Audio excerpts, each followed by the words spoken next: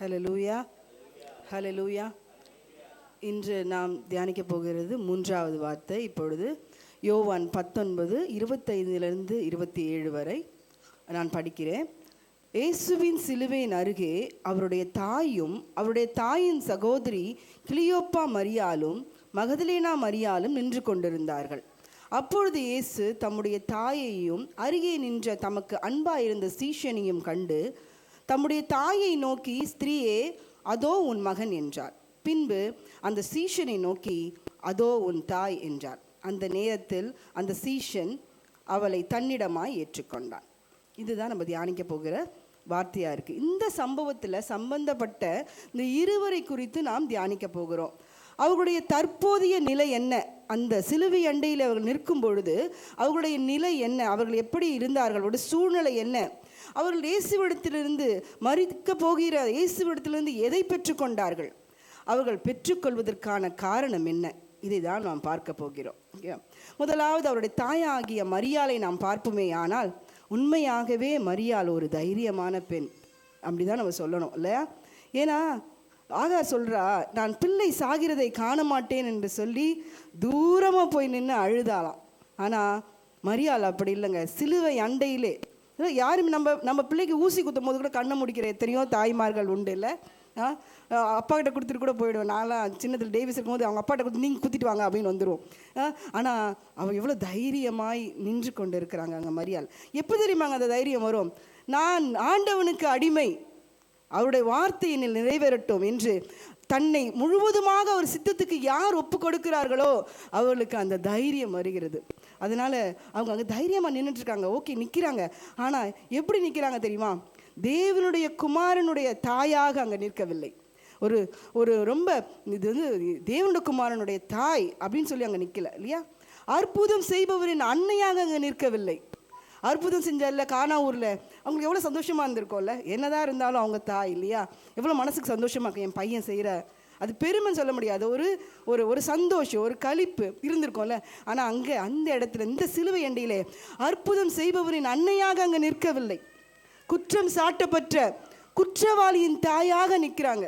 ஒரு இடத்துல தான் மகன் குற்றவாளி அப்படின்னா எப்படி கூனி குறுகி நிற்க வேண்டியதாக இருக்கும் இல்லையா? குற்றம் சாட்டப்பட்ட ஒரு குற்றவாளியின் தாயாக நிற்கிறாங்க. பரிகாசம் செய்யப்பட்டு சிலுவையில் தொங்கிக் கொண்டு இருக்கிற இயேசுவின் தாயாக அங்கே நிற்கிறாங்க. அந்த நேரத்தில் சிமியோனுடைய தீர்க்கதரிசன வார்த்தை அவளுக்குள் நிறைவேறி கொண்டிருக்கிறது. சிமியோன் என்ன சொல்கிறாரு? உன் ஆத்துமாவை ஒரு பட்டயம் உருவி போகும். அந்த வேதனையை அங்கே அனுபவித்தவளாய் மரியாள் நின்று கொண்டிருக்கிறார்.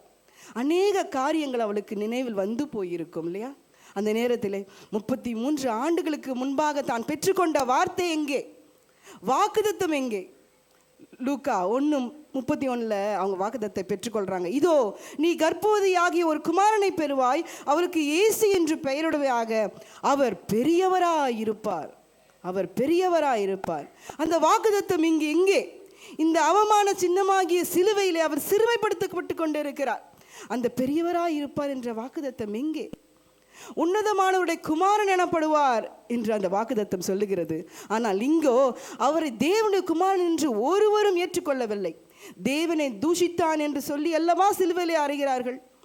உன்னதமானவருடைய குமாரன் என்று அழைக்கப்பட வேண்டியவர் நிராகரிக்கப்பட்டு நிர்வாணமாய் சிலுவையிலே தொங்கிக் கொண்டிருக்கிறார். அங்குதான் அந்த மரியாள் நின்று கொண்டிருக்கிறார். கர்த்தராகிய தேவன் அவருக்கு பிதாவாகிய தாவீதின் சிங்காசனத்தை கொடுப்பார் என்று சொன்னார்களே, இந்த சிலுவையிலே சிங்காசனம் எங்கே என்று மரியாள் தேடிக்கொண்டிருக்கிறார். அவர் யாக்கோபின் குடும்பத்தாரை என்றென்றைக்கும் அரசாளுவார் என்று சொன்னார்களே, அரசாளுவேன் என்று எதிர்பார்த்தவர் அறையப்பட்டிருக்கிறாரே என்று புலம்பிக் கொண்டு வேதனையிலே மரியாள் அங்கு நின்று கொண்டிருக்கிறார். அவருடைய ராஜ்யத்துக்கு முடிவிராது என்று சொன்னார்களே, முடிவிராதா? இந்த தாயை பொறுத்தவரை இன்று எல்லாமே முடிந்து போனது. அவருடைய நம்பிக்கை, அவருடைய வாக்குத்தத்தம், அவருடைய எதிர்காலம் எல்லாம் இறக்க போகிறது சில மணி துளிகளில். அவருடைய ஆத்துமாவை பட்டயம் உருவி சென்று கொண்டிருக்கிறது. அந்த மரியாள் மாத்திரம் இல்லைங்க, நாம கூட அந்த மாதிரி சூழ்நிலையில் இன்று வாழ்ந்து கொண்டிருக்கலாம். நம்மையோ நம்முடைய பிள்ளைகளையோ சிறுமைப்படுத்தும் போது, நம்முடைய குடும்பத்தையோ இந்த சமுதாயம் நிராகரிக்கும் போது, நம்மை நிராகரிக்கும் போது, அற்பமாய் எண்ணும் போது, அல்லது நம்முடைய ஊழியத்தை மற்றவர்கள் நிராகரிக்கும் போது, தேவனுடைய அழைப்பை மற்றவர்கள் அங்கீகரிக்காமல் இருக்கும் பொழுது நம்முடைய வாக்குத்தத்தங்கள் நிறைவேறாமலேயே போய்விடுமோ என்ற எண்ணம் நமக்குள்ளே எழுவது உண்மைதானே? இல்லை, எழுது நிறைய டைம் நமக்குள்ளே எழுது. வாக்குத்தத்தம் உரைத்தாரே, அது உண்மையாக இருக்குமோ, இல்லை என்னுடைய இமேஜினேஷன் அது அப்படின்னு நிறைய நமக்குள்ளே அந்த மாதிரி எண்ணங்கள் எழும்புகிறது. நம்ம எல்லாம் தேவனுடைய வார்த்தையை நம்பி வாழ்கிற கூட்டம். உண்மைதானங்க? தேவனுடைய வார்த்தையை நம்பி வாழ்கிற கூட்டம் இல்லையா? அந்த வாக்குத்தத்த வார்த்தைகளின் வாழ்வில் நிறைவேறாமே போய்விடுமோ அந்த எண்ணம் இருக்குதா, அது பட்டயங்க. அது நம்முடைய ஆத்துமாவை உருவ குத்தி விடும். இது மாதிரியான வேலைகளை ஒரு வேளை நீங்கள் அனுபவித்து கொண்டிருப்பீர்களானால், வேதம் உங்களை பார்த்து சொல்லுகிறது, வாக்குரைத்தவர் வாக்கு மாறாதவர், அவர் பொய் சொல்ல மனுஷன் அல்லவே, அவர் சொல்லியும் செய்யாதிருப்பாரோ, அழைத்தவர் உண்மையுள்ளவர். மரியாள் என்னதான் தேவதூதனை கண்டிருப்பாங்க, நேருக்கு நேர் கண்டிருக்கிறா மரியாள். நம்மலாம் கண்டதில்லை இல்லையா? அவர் கண்டிருக்கிறார். வாக்குத்தத்தங்களை பெற்றுக்கொண்டு இருக்கிறாள். பரிசுத்த ஆவியினாலே கர்ப்பம் தரிக்கப்பட்ட அந்த உணர்வு, அந்த அனுபவம் அவளுக்கு இருக்கிறது. ஆனாலும் மரியாள் நம்ம மனுக்குலத்தை சார்ந்தவ தானே? இல்லை, அந்த மனுஷி என்பது என்ன முன்புக்கு வந்து விடும். இல்லை, நம்முடைய வாழ்க்கையில் கூட நம்ம நிறைய டைம் வார்த்தையோடு இடைப்பட்டிருப்போம், வார்த்தை நம்மளோடு கூட பேசியிருக்கோம். எல்லாம் இருந்தாலும் சூழ்நிலைகள் வரும்போது அதை புரிந்து கொள்ள நம்மளால் முடியவில்லை. இல்லை, சூழ்நிலைகளை தாண்டி நம்மால் வாக்குத்தத்தத்தை பார்க்க முடியவில்லை. பல நேரங்களிலே மறைத்து விடுகிறது சூழ்நிலைகளில். வேதனையின் உச்ச கட்டத்தில் மரியாள் இருந்தாள். சிலுவையிலே தொங்கிக் கொண்டிருந்த இயேசுவுக்கு தெரியும், 3ஆம் நாள் இந்த கண்ணீர் களிப்பாக மாறப்போகிறது என்று. இந்த வேதனை வெற்றியாக 3ஆம் நாள் உதிக்கப் போகிறது என்று இயேசு கிறிஸ்துவுக்கு தெரியும். இந்த நிந்தை நித்திய ஜீவனை அளிக்கப் போகிறது என்று இயேசு கிறிஸ்துவுக்கு தெரியும். ஆனால் மரியாள், இந்த மனுஷி, இதையெல்லாம் அறியாமல் அழுது கொண்டிருந்தாள். இல்லை, அவருடைய வேதனையை தேவன் அறிந்தார். என்ன வாக்குத்தத்தத்தை நம்பலை அப்படின்னா அவர் குற்றப்படுத்துறது இல்லைங்க. அவர் அது மாதிரி பிசாசு தான் குற்றப்படுத்திகிட்டே இருப்பான் நம்மளை. ஆனால் தேவன் வந்து அந்த இடத்துல, எவ்வளோ நன்மையை பார்த்துருக்கீங்க, எவ்வளோ அற்புதத்தை பார்த்துருக்கீங்க, நான் பேச்சை நம்பலை அப்படிலாம் அவளை வந்து நியாயம் தீர்க்கல. அவள் அந்த நேரத்திலே மரியாளுக்கு என்ன தேவை என்பதை தேவன் உணர்ந்தார். என்ன உணர்ந்தார்? ஒரு மகனுடைய அரவணைப்பு அவளுக்கு தேவை என்பதை உணர்ந்து, ஸ்திரியே அதோ உன் மகன் என்று சொன்னார். அந்த வேதனை மத்தியிலும் தேவன் மரியாளை மறக்கவில்லை. அவர் மரியாளை மாத்திரம் மறக்கவில்லைங்க, அந்த சிலுவையில நம்மையும் அவர் மறக்கவில்லை இல்லையா? அந்த சிலுவையில் இருக்கும்போது அவருடைய சிந்தனையில நாம் இருந்தோம். ஜெனி இருந்தா சிந்தனையில, அவர் மறக்கவில்லை. அன்று மாத்திரம் அவருடைய சிந்தனையில நான் இல்லை, இன்றும் அவருடைய சிந்தனையில நான் இருக்கிறேன். என்னோட சூழ்நிலைகள் எப்படியாக வேண்டுமானாலும் இருக்கலாம், என்னோட பட்டயமானது என்னை ஆத்துமாவை உருவ குத்தி கொண்டிருக்கலாம், ஆனாலும் தேவன் என்னை மறக்கவில்லை. அடுத்தது நம் யோவானை பார்ப்போம்னால், எவ்வளவு தைரியமான சீஷன்ல அத்தனை சீஷர்கள் மத்தியிலே அவர் மாத்திரம்தான் இருக்கிறாரு. இயேசு கிறிஸ்துவை முதலில் பின்பற்றிய சீஷர்களில் அவரும் ஒருவர் இல்லையா? யோவான் ஸ்தானகன் பார்த்து சொல்லுகிறார், இதோ உலகத்துக்காக அடிக்கப்படுகிற ஆட்டுக்குட்டி அப்படின்னு சொன்ன உடனே என்ன பண்ணிட்டாரு? பின்பற்ற தொடங்கி விட்டார் இல்லையா? அன்று பின்பற்ற தொடங்கியவர் கடைசி வரை பின்பற்றி கல்வாரி வரை வந்து இப்பொழுது அன்பான சீஷனாக அங்கே நின்று கொண்டிருக்கிறார். அந்த சீஷனை பார்த்து இயேசு சொல்கிறார், அதோ உன் தாய் என்று. மானிடனாய் தனக்கு இருந்த பொறுப்பை யோவானிடத்தில் நம்பி ஒப்பு கொடுக்கிறார். நாம் இயேசுவை நம்பி பின்பற்றலாங்க.